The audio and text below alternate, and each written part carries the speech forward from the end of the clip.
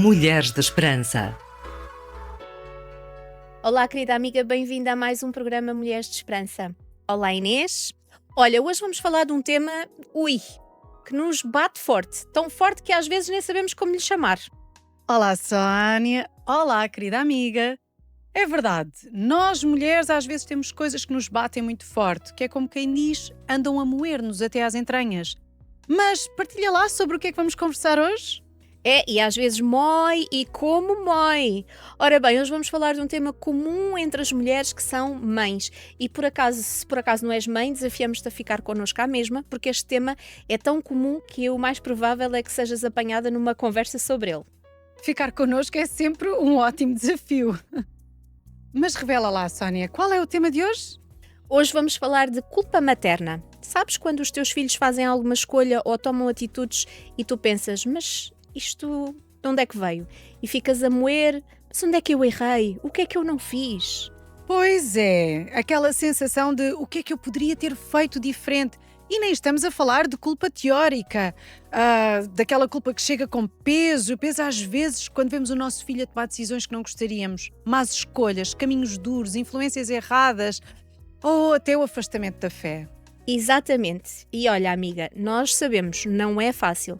Sabemos que o mundo em que eles estão a crescer é muito diferente daquele em que crescemos e que estão sujeitos a muito mais informações e pressões. Mas hoje queremos falar disto com esperança e com verdade. Então vamos a isso. Eu estou entusiasmada com este tema tão desafiante. Querida amiga, nós voltamos já. Orar, ouvir, aprender, crescer e dar. RTM Mulheres de Esperança. Bem, Inês, vamos começar por perceber que sentimento é este de culpa materna. E isto é tão real e tão impactante que até há estudos sobre isto. Sabes que durante muito tempo este sentimento de culpa materna era assim um fenómeno mais ou menos secreto. Ou melhor, tentávamos lidar com ele em secreto por conta da pressão social e vergonha de que estaríamos a fazer algo errado. E isto é tão sério que foi feito um estudo para avaliar o impacto e as consequências deste mito da mãe perfeita. Aquela que devia prever tudo, controlar tudo, proteger tudo, lá está o tal sintoma que todas as mulheres têm. Enfim, uma ideia cultural que estabelece expectativas irreais e impossíveis de cumprir. Pois, isto não existe, não é? Exatamente, porque isto da mãe perfeita não existe, jamais.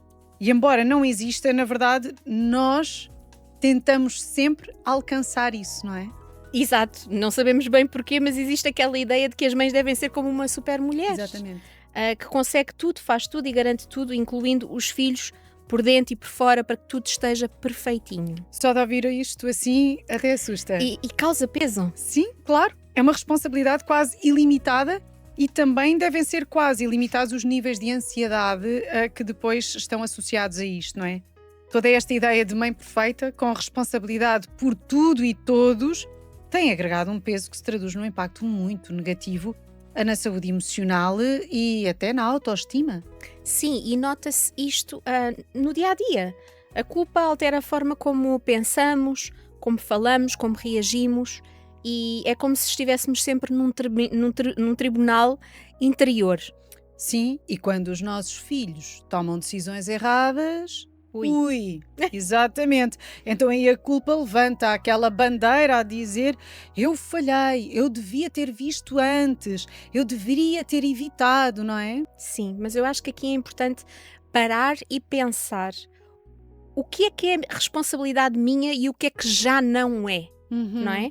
Porque há escolhas que são mesmo deles, não é? Eles são pessoas autónomas, livres, são escolhas livres, pessoais e às vezes impulsivas e às vezes até teimosas.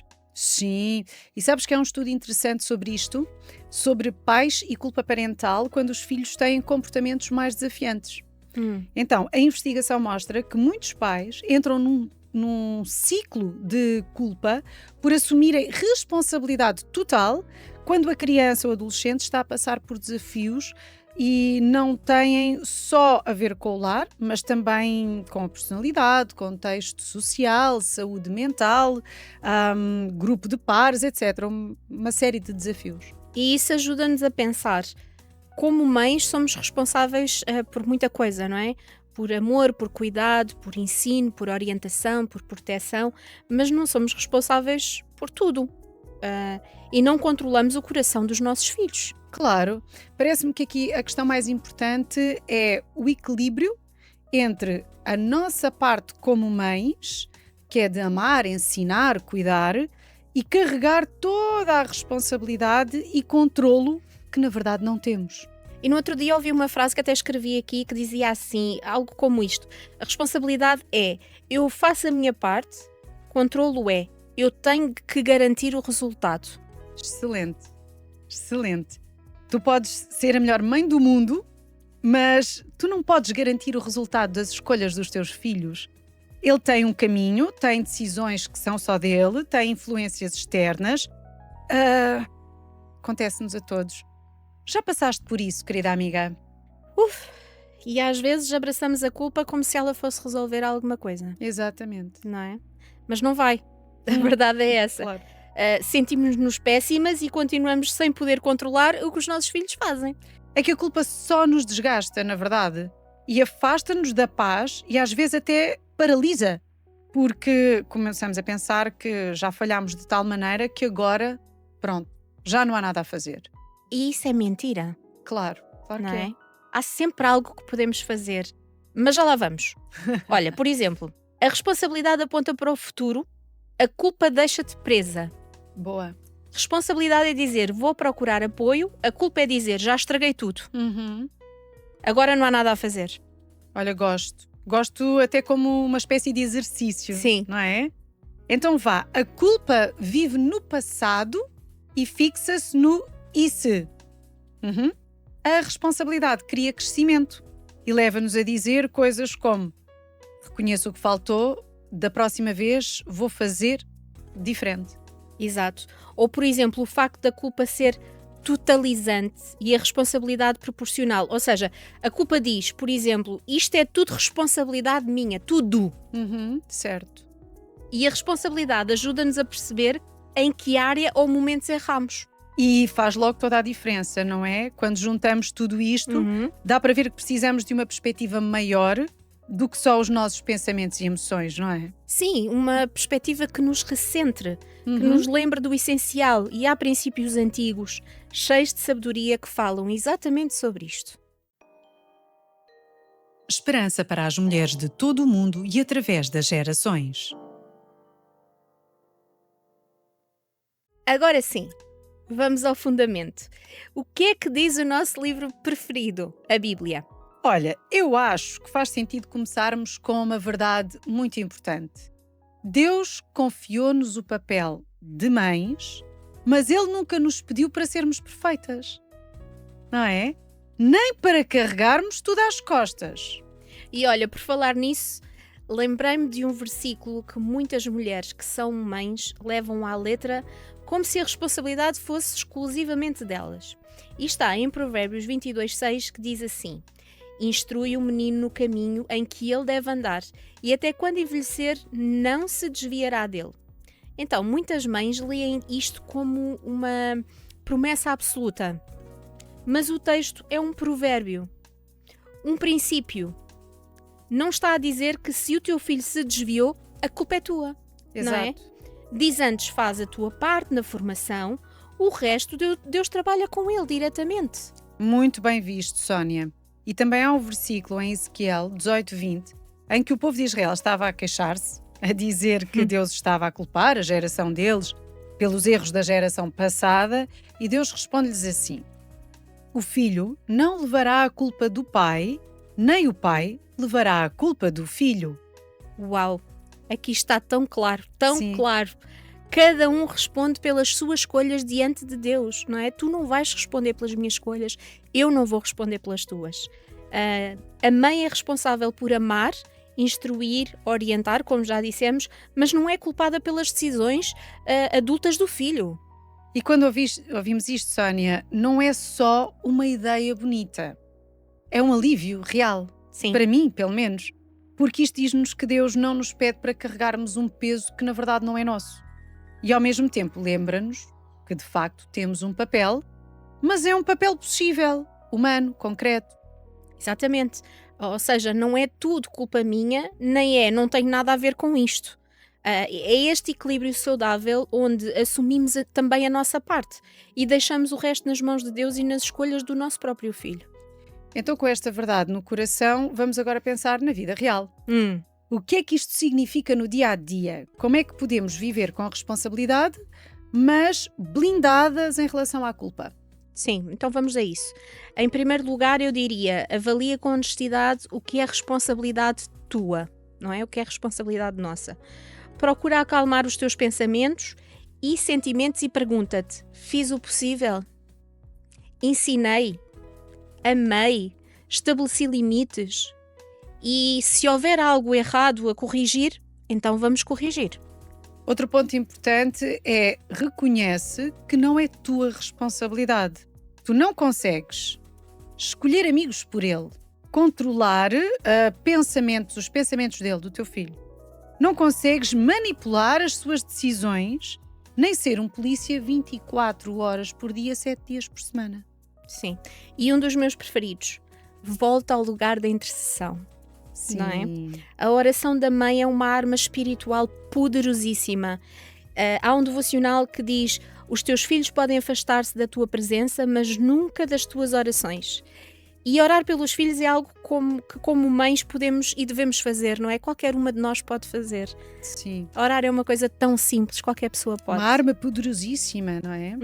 Até há quem brinca a dizer que as orações de uma mãe têm prioridade.